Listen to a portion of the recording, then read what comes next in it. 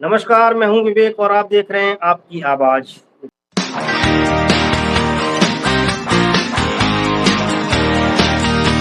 बार फिर आपके सामने हाजिर हूँ और अपने साथी जितेंद्र चौरसिया जी के साथ। जितेंद्र चौरसिया जी राजनीतिक विश्लेषक हैं, विचारक हैं और लेखक भी हैं। बहुत सारे मुद्दों पर हम लोग चर्चा करते रहते हैं, खोज करके आपके लिए कुछ लाते रहते हैं। इस समय हरियाणा का चुनाव अहम मुद्दा बना हुआ है। हरियाणा में रोज़ कुछ न कुछ नई उठक-पटक देखने को मिल रही है। चुनाव हर रोज़ बदल रहा है। नई-नई चीज़ें सामने आ रही हैं। लेकिन कुल मिलाकर के कह सकते हैं कि भारतीय जनता पार्टी के लिए इस समय राह बहुत कठिन होती चली जा रही है और दिनों-दिन कठिन होती चली जा रही है। जम्मू-कश्मीर में भी चुनाव है, वहाँ का आपने हाल देखा कि किस तरह से भारतीय जनता पार्टी को अपनी लिस्ट जारी करने के बाद वापस लेनी पड़ी क्योंकि वहाँ के तमाम पुराने कार्यकर्ताओं में असंतोष व्याप्त हो गया। जितेंद्र चौरसिया जी से करेंगे बात इन्हीं सब मुद्दों पर, खासतौर से हरियाणा पर। मैं बता दूँ आपको हरियाणा में एक बड़ा घटनाक्रम ये है कि अहिरवाल क्षेत्र जो भारतीय जनता पार्टी का एक मजबूत गढ़ माना जाता था, वहाँ विद्रोह के सुर सुनाई देने लगे हैं। सबसे बड़ा कारण है हरियाणा में भारतीय जनता पार्टी के कद्दावर नेता राव इंद्रजीत सिंह की उपेक्षा। उनका आरोप है, समर्थकों का आरोप है कि राव इंद्रजीत सिंह की इस सरकार में बराबर उपेक्षा की जा रही है। तीसरा मौका है जब उनको राज्य मंत्री बनाया गया है और राज्य मंत्री भी एक ऐसे विभाग का बनाया गया है जिसमें उनको खुद नहीं पता कि आखिर करना क्या है, उनके समर्थकों को नहीं पता कि विभाग आखिर करेगा क्या। इसको लेकर के लोगों में नाराजगी है, खासतौर से अहिरवाल क्षेत्र में। बहुत सारी खबरें आ रही हैं।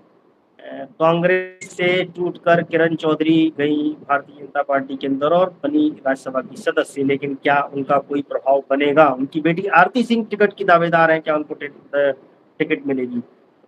बहुत सारे घटनाक्रम और भी घट रहे हैं, जैसे बीएसपी का गठबंधन हुआ इनेलो के साथ, ओम प्रकाश चौटाला जी की पार्टी के साथ, लेकिन वहीं वहीं दुष्यंत चौटाला ने एक कदम आगे बढ़ते हुए हाथ थामा चंद्रशेखर आजाद। आजाद समाज पार्टी के नेता चंद्रशेखर आजाद दलितों के नए आइकॉन हैं और खासतौर से युवाओं में उनकी एक अच्छी पैठ है। उत्तर प्रदेश में खासतौर से कहें, पड़ोसी राज्यों में हरियाणा, राजस्थान में भी उनकी फॉलोइंग है। क्या वो असर डाल पाएगी जेजेपी के साथ गठबंधन करने के बाद और क्या बनेगा ओवरऑल समीकरण? सर्वे की करेंगे बात बाद में। सबसे पहले समझते हैं जितेंद्र जी से। आखिर जितेंद्र जी इन सारे गठबंधनों का क्या आप देख रहे हैं हाल होने वाला है? क्या ये कुछ गुल खिला पाएँगे? जबकि देखने में आ रहा है कि इसमें हरियाणा का चुनाव बाइपोलर चुनाव होता जा रहा है। तो इन तीसरी पार्टियों की स्थिति क्या रहने वाली है? ये जो क्षेत्रीय दल है खास तौर से गठबंधन के साथ जा रहे हैं, इनेलो और जेपी। जी विवेक जी, जैसा कि आपने कहा कि हरियाणा का चुनाव आज एक उठापटक के दौर से गुजर रहा है। पर चुनाव को सिर्फ 1 महीने का समय बचा हुआ है। 1 महीने 4 तारीख को परिणाम आ जाएँगे। तो 1 महीने के कम समय में सभी पार्टियाँ अपना जोर लगा रही हैं, जिसमें से अ जेजेपी ने, जैसा कि आपने बताया कि आजाद समाज पार्टी से समझौता किया हुआ है और इनेलो ने बीएसपी के साथ समझौता किया हुआ है। कांग्रेस अपना चुनाव अलग लड़ रही है, वहाँ आम आदमी पार्टी पूरी 90 सीटों पे अपना चुनाव अलग लड़ रही है वहाँ पर। तो ये देखना अभी ये जैसे कि लोकसभा के चुनाव के जो परिणाम आए, उनसे एक बात साफ हो गई है कि हरियाणा के लोग या कि बीजेपी को जिताने के लिए इस चुनाव में वोट करेंगे या हराने के लिए वोट करेंगे।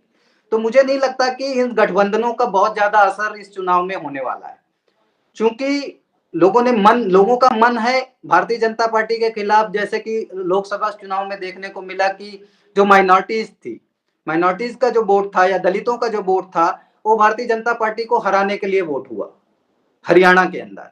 और जाट जो बहुल्य क्षेत्र है उसमें ये देखना होगा इस चुनाव के बीच में कि जाटों को साधने में भारतीय जनता पार्टी कितनी सक्षम है या सफल हो पाती है, क्योंकि जाटों का जो समुदाय है वो हरियाणा के चुनाव को बहुत प्रभावित करता है। लोकसभा चुनाव में देखने को मिला था कि जाट समुदाय ने भारतीय जनता पार्टी के खिलाफ जाके वोट किया था। तो ये निर्वाध रूप से भूपेंद्र सिंह हुड्डा उनके बड़े नेता हैं और वो जाट समुदाय भूपेंद्र सिंह हुड्डा को फॉलो करते हैं। बिल्कुल, चूंकि कांग्रेस के पास जाट समुदाय के एक बड़े नेता के रूप में हुड्डा जी हैं।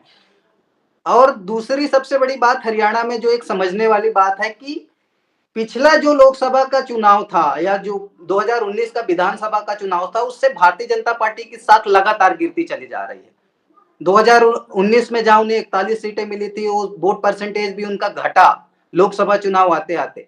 और जिस प्रकार से अभी नरेंद्र मोदी को जिस प्रकार से अपने निर्णय में पीछे हटना पड़ रहा है, तो ये साफ जाहिर होता है कि भारतीय जनता पार्टी अपनी साख बचाने में लगी हुई है, लेकिन राय बहुत कठिन है, इतनी आसान नहीं होने वाली है। हरियाणा का चुनाव इस बार नए परिणाम दे सकता है।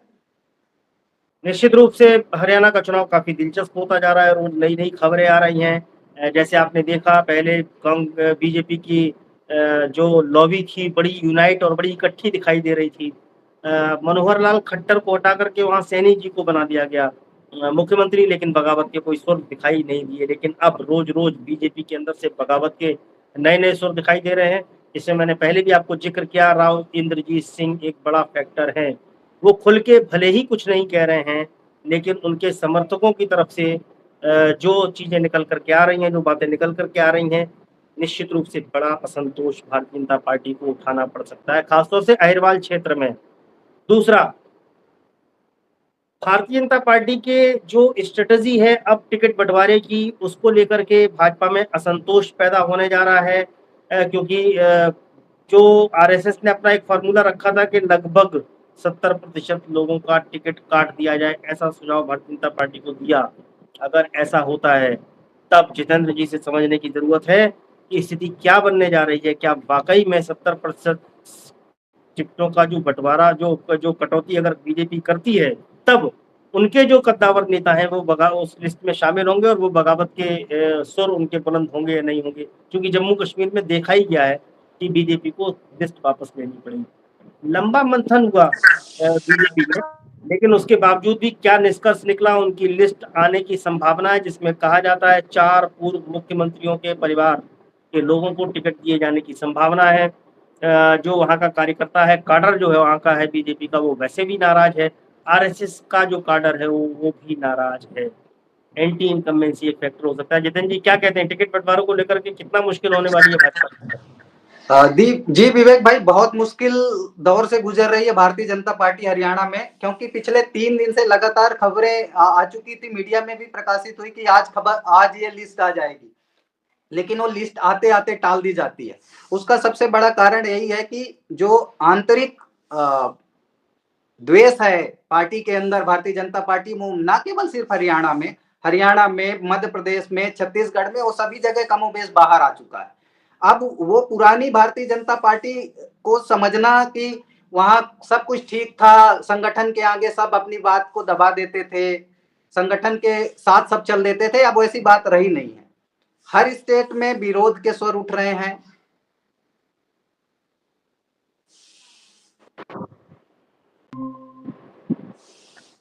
तो चालू करें आउट जी। तो सभी राज्यों में भारतीय जनता पार्टी शासित सभी राज्यों में अभी संगठन की हालत ऐसी हो गई है कि वहां पे छत्रप जैसे कांग्रेस में हुआ करते थे, वैसे भारतीय जनता पार्टी में भी अब एक तरह के एक गुटबाजी खुल के सामने आ चुकी है। हरियाणा में भी आपने देखा कि तरह तरह के विरोधाभासी बयान आ रहे हैं नेताओं के। वो मध्य प्रदेश में भी अभी समय के साथ आप देख रहे हैं कि आ रहे हैं। उत्तर प्रदेश में खुल के सामने आ चुका है। राजस्थान में भी यही स्थिति है। तो अब वो भारतीय जनता पार्टी के लिए राह आसान नहीं है, चाहे वो टिकटों को बंटवारे के लेके एक सामूहिक सहमति की बात हो या चुनाव में जाके चुनाव जीतने की बात हो। ये राह कठिन होने वाली है भारतीय जनता पार्टी के लिए। बिल्कुल, भाजपा के लिए राह कठिन होने वाली है। जम्मू कश्मीर में वैसे भी बगावत है, बार-बार मैं आपको एहसास दिला रहा हूँ। शुरुआत में जब लग रहा था कि कांग्रेस खेमेबाजी का शिकार है, एंटी इनकम्बेंसी पे कांग्रेस की खेमेबाजी भारी पड़ सकती है। शायद कांग्रेस ने उसको साध लिया है, बहुत सारी पिक्चर्स ऐसी आई हैं, बहुत सारी तस्वीरें कांग्रेस की बैठक से ऐसी आई हैं। मल्लिकार्जुन खड़गे और राहुल गांधी के साथ जो बैठक हुई, उसमें कुमारी शैलजा और दीपेंद्र हुड्डा आपस में बात करते हुए और काफ़ी खुश नज़र आ रहे थे और ये दिखाने का प्रयास किया गया कि भाजपा में खेमेबाजी बढ़ती जा रही है और कांग्रेस की खेमेबाजी खत्म होती जा रही है। देखने वाली बात ये है कि चुनाव के परिणामों पर इन सब का क्या होगा असर। हम लोगों का सर्वे भी बहुत जल्दी आने वाला है, जिसमें बहुत बड़े खुलासे हम लोग करेंगे। बहुत सारी चीज़ें आपके सामने ला कर के रखेंगे कि जेजेपी, इनेलो और आम आदमी पार्टी के लिए इस पूरे चुनाव में क्या है और क्या सरकार बीजेपी तीसरी बार बना पाएगी या इस बार उसको खानी पड़ेगी मुँह की। सब कुछ बात करेंगे अगले वीडियो में, तब तक के लिए मुझे दीजिए आज्ञा। फिर मिलेंगे अगले वीडियो में, तब तक के लिए नमस्कार।